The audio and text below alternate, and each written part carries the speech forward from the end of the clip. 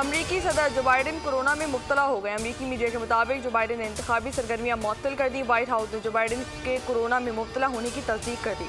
कहा Joe Biden को vaccine लगा दी गई है। जो बाइडेन आइसोलेशन में अपने फ़राइज़ सर अंजाम देंगे। अमरीकी सदर जो बाइडेन का आज लॉस वेगा में कॉन्फ्रेंस से खिताब शेड्यूल था। कॉन्फ्रेंस मुंतज़मीन ने कोरोना के बायस बाइडेन की शिरकत न करने का ऐलान किया। अमरीकी सदर ने इंटरव्यू में कहा कि अगर डॉक्टर्स ने कहा तो दस्तबरदार हो सकता हूँ, चाहता था अबूरी उम्मीदवार बनूँ और फिर ओहदा किसी और के सुपुर्द कर दूँ। कहा एलन मस्क और इसके अमीर दोस्त सदारती इंतखाबात खरीदने की कोशिश कर रहे हैं। वज़ीर आज़म शहबाज शरीफ की बाइडेन की सेहतियाबी के लिए दुआ।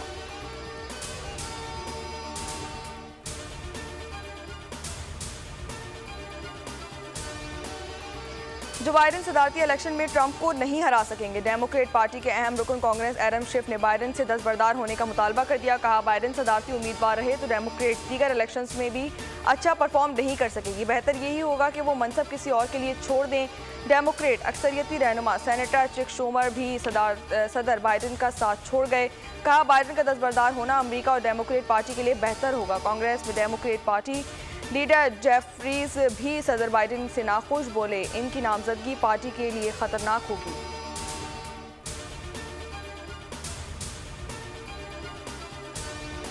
मौजूदा हुकूमत 18 माह तक बरकरार रहेगी। IMF के साथ मिलकर सारी मुआशी इस्लाहात करेगी। मौजूदा हुकूमत ख़त्म हुई तो पाकिस्तान में टेक्नोक्रेट हुकूमत आएगी। मुआशी दर्जाबंदी के अदारे फिच ने रिपोर्ट जारी कर दी।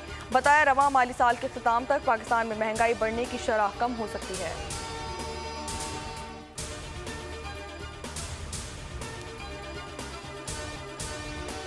यौम आशूर के जुलूसों की सिक्योरिटी के सख्त इंतजामात। कराची, लाहौर समेत मुख्तलिफ शहरों में जुलूस के रूट्स पर मोबाइल फ़ोन सर्विस मुअत्तल। वज़ीर आला सिंध मुराद अली शाह ने पहले ज़मीनी फिर फ़िज़ाई दौरा किया। DG rangers Sindh major general Azhar Waqas का रेंजर्स के कमांड एंड कंट्रोल सेंटर का दौरा। इंतजामात का जायज़ा लिया गया। वज़ीर इत्तलात पंजाब उस्मा बुखारी कहती हैं कि सिक्योरिटी के फुल प्रूफ इंतजामात किए गए। वज़ीर आला पंजाब मरियम नवाज ने खुद निगरानी की। पंजाब में पहली बार इंटरनेट सर्विस और मोबाइल फ़ोन सर्विस फाल है।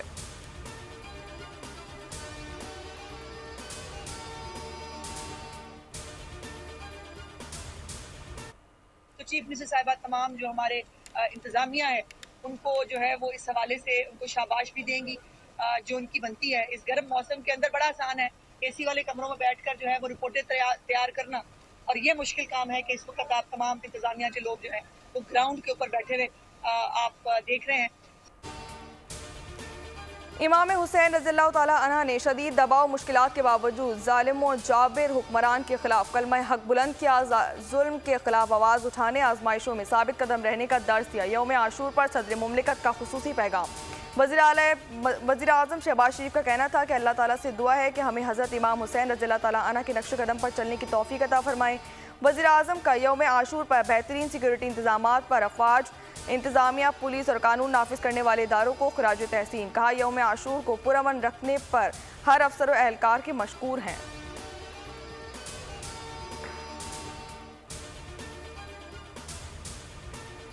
हक हुसैन से जिंदा रहता है और बातिल दागे मलामत करके मर जाता है। वज़ीर आला पंजाब मरियम नवाज का यौम आशूर पर पैगाम। कहा वाक़या करबला इस्लामी तारीख का गिरा कदर बाब है। हक व बातिल का मार्का रोज़े अज़ल से बपा है। हक के लिए जीने मरने के लिए दिलों में हमेशा जिंदा रहते हैं। बोली आज गज़ा में करबला की तारीख दोहराई जा रही है।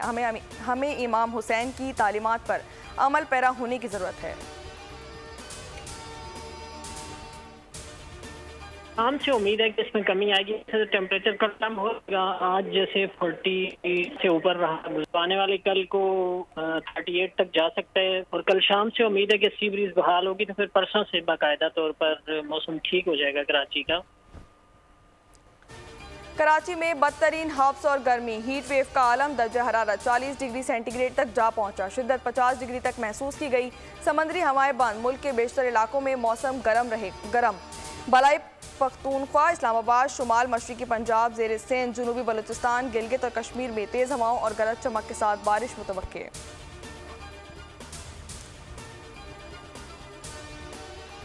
यौम आशूर का दिन है, बिल्कुल भी लाइट नहीं आई है, गैस बिल्कुल नहीं है घर के अंदर। नजर नयाज का दिन था, कोई काम नहीं हो सका है घर के अंदर, बच्चे इतने परेशान है। के इलेक्ट्रिक वालों ने बिल्कुल ही हद करी हुई है, हम बहुत परेशान है। कहीं किसी को यजीद बोलने की जरूरत नहीं, यजीद यही लोग हैं, क्योंकि इसलिए कि इनको ये 9-10 मुहर्रम की अहमियत क्या नहीं पता। न्याज नजर का दिन है, बच्चे बूढ़े सब परेशान है, गर्मी कैसी पड़ रही है। ना न्याज नजर कर सकते हैं, अपना पेट काट के बिजली के बिल भरते हैं, सुबह से लाइट नहीं है, ना कुछ कर सकते हैं, ना पानी है ना बिजली है। हम किसको जाके बोलें, कहाँ जाके बोलें।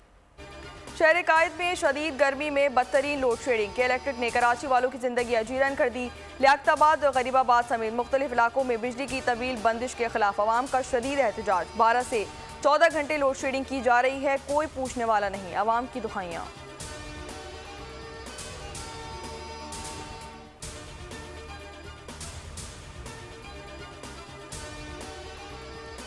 रवा माली साल पाकिस्तान में महंगाई की शरह ज़्यादा रहेगी। एशियाई तरक्की बैंक ने आउटलुक रिपोर्ट जारी कर दी।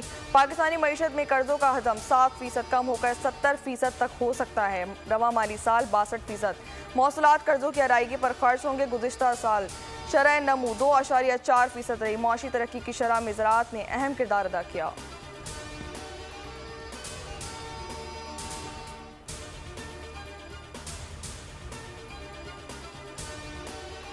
बनू कैंट हमले पर पाकिस्तान का अफगानिस्तान से शदीद एहतजाज। Afghan deputy head of mission की दफ्तर खारजा इस्लामाबाद तलबी एहतजाजी मरासला Afghan deputy head of mission के हवाले कर दिया गया। बनू कैंट पर हमला हाफिज गुल बहादुर ग्रुप और तहरीक तालिबान पाकिस्तान ने किया। हाफिज गुल बहादुर ग्रुप अफगानिस्तान में मौजूद है। अबूरी अफगान हुकूमत फौरी तौर पर मामले की तहकीकात करवाए और बनू हमले के जिम्मेदारों के खिलाफ मौसर कार्रवाई करे।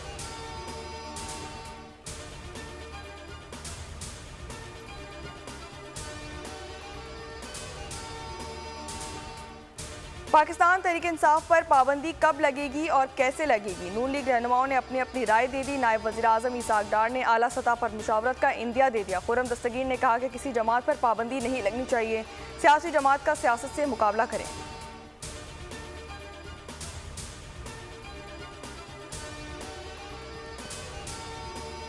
दहशतगर्दी की जिम्मेदारी केपी पर डालना वफाक की नाकामी है। ये जंग सूबों ने लड़नी है तो आप वज़ीर दिफा क्यों बने बैठे हैं।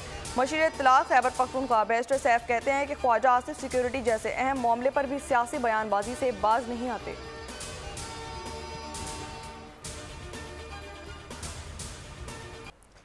किसी भी सियासी जमात को कलअदम करने की हिमायत नहीं की। वज़ीर आला सिंध मुराद अली शाह की हैदराबाद में गुफ्तगू। कहा पीटीआई के लीडर की हठधर्मी से वो इस मकाम पर आ पहुंचे। तहरीक इंसाफ को भी सियासी जमात की तरह रवैया रखना चाहिए।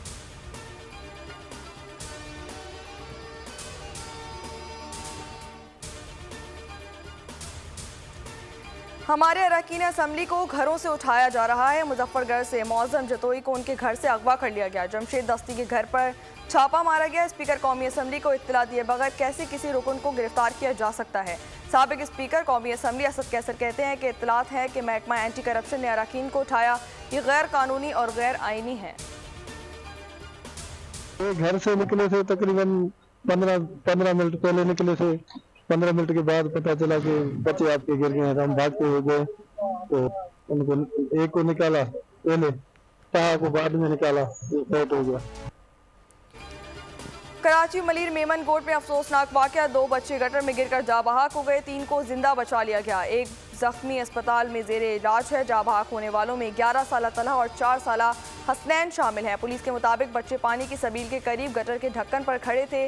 ढक्कन टूटने से गटर में जा गिरे।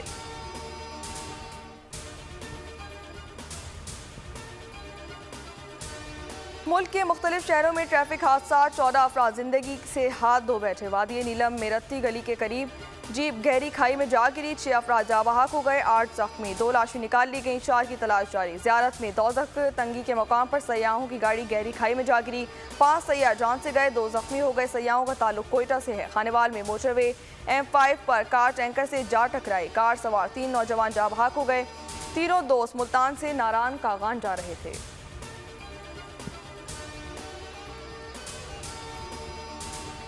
हब में गडानी के साहिल पर नहाते हुए 2 अफराद डूबकर जा बहाक हो गए। लाशें निकाल ली गई। रेस्क्यू के मुताबिक दोनों अफराद की लाशों को बाज़ाब्ते की कार्रवाई के लिए अस्पताल मुंतकिल किया गया।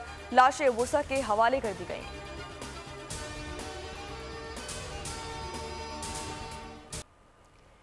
महंगी बिजली से सब परेशान। अदाकार उस्मान पीरजादा का भारी बिल आने पर घर की बिजली कटवाने पर गौर। बताया बिल देखकर चौंक गया, समझ नहीं आती आने वाले दिनों में क्या होगा। सोलर सिस्टम लगवाने का सोचा लेकिन हुकूमत इस पर भी टैक्स लगाने के लिए कोशा है।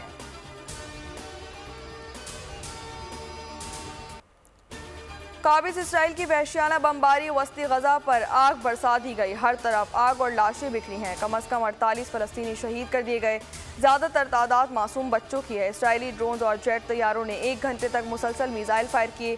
3 फ़िज़ाई हमलों से इलाके में शदीद बर्बादी। 25 फ़लस्तीनी अक़वाम मुत्तहिदा के स्कूलों पर हमले में शहीद कर दिए गए। 18 खान यूनुस में शुमाली गजा में 5 शहादतें हुई।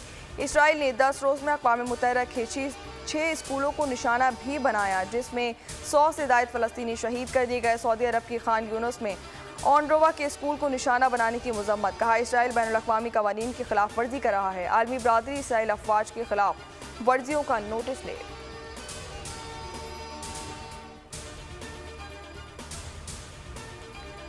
इसराइल ने लबनान पर चढ़ाई करने की तैयारी कर ली। इसराइली वज़ीर दिफा का कहना था कि इसराइल लबनान में फ़ौजी ऑपरेशन के करीब है। लबनान पर किसी भी वक्त हमला किया जा सकता है। लबनान पर हमला तेज़ और हैरानकुन होगा। हिज़्बुल्लाह सरहदी इलाके से पीछे हट जाए तो मुआहिदा हो सकता है। दूसरी जानिब अक़वाम मुत्तहिदा में अमरीकी सफ़ीर का कहना था कि गज़ा में खुराक, पानी और दवाइयों की शदीद किल्लत है। इसराइल को गज़ा में इमदाद की फरहमी में रुकावटें दूर करनी चाहिए।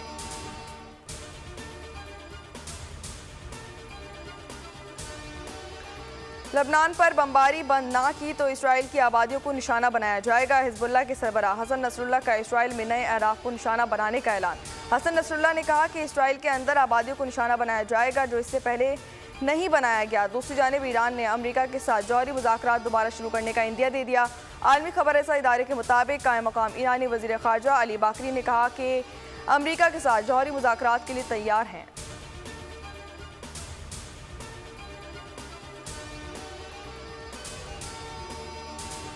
बांग्लादेश में तलबा की एहतजाजी तहरीक पुरतशद्दुद वाक़यात में 7 तलबा जाँ बहक हो गए।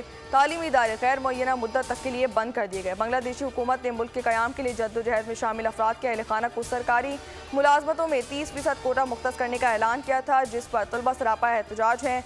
ढाका में पाकिस्तानी हाई कमीशन की पाकिस्तानी तलबा को एहतजाज से दूर और हॉस्टल्स के कमरों तक महदूद रहने की ताकीद।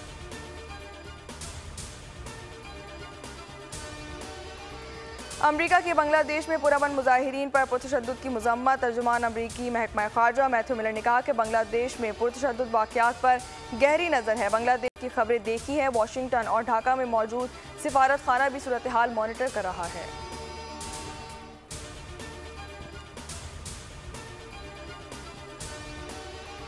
भारतीय क्रिकेट के 2 बड़ों के दरमियान इख्तिलाफात। T20 टीम के इंतखाबात का मामला खटाई में पड़ गया। बीजेपी रहनुमा उमेश शाह के बेटे और BCCI के सेक्रेटरी जय शाह और भारतीय टीम के हेड कोच गौतम गंभीर के दरमियान मामला नो रिटर्न पर पहुंच गए।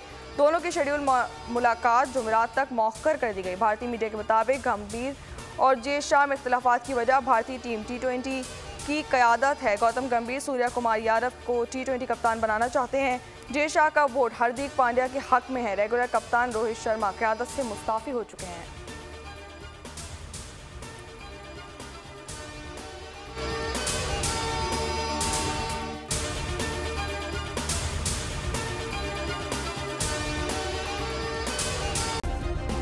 सब्सक्राइब करें और बेल दबाएं ताकि कोई खबर रह न जाए।